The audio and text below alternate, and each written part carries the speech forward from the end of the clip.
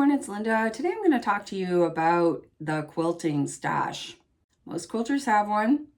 Some quilters have one that's bigger than others.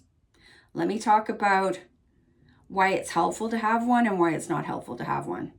I have a pretty big stash at this point, but I also have pretty much I don't think I've bought fabric this year for anything.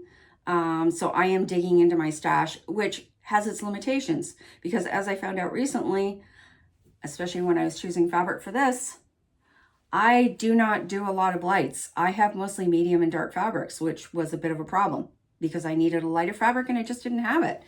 So it can be a problem with that. Another problem is space. Do you have space to house a stash? Many people have bins and bins and bins full of fabric that they may or may not ever use. A lot of estates end up with fabric to be sold, and I know that's a little bit morbid, but it does happen. So having a stash is very, very helpful because you can just go and dig out what you've got and move on with that. You're not spending more fabric, you're not spending more money on fabric, but it's also a space constraint situation.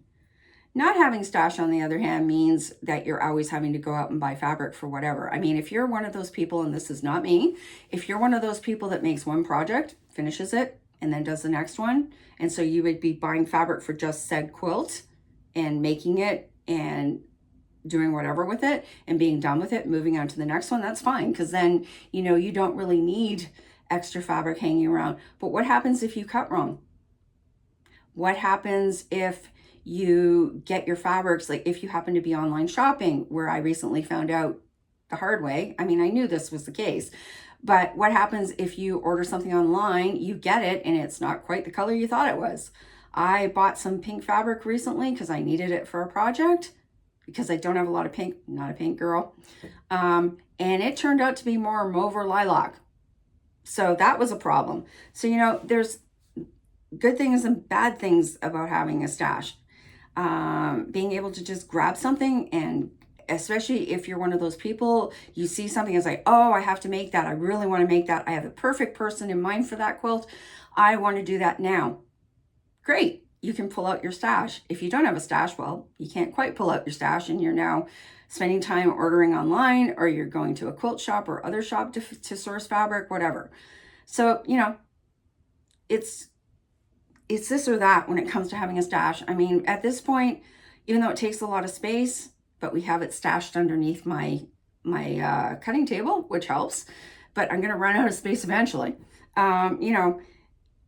Having one is great, not having one is great. What works for you is whatever works for you is what's great. Don't get sucked into, oh, I need to have a fabric stash to be a real quilter, or oh, I need to have this or I need to have that.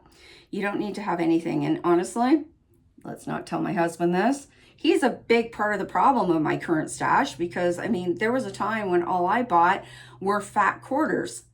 And then he started me, oh, you should buy a meter of that, or a meter in Canada.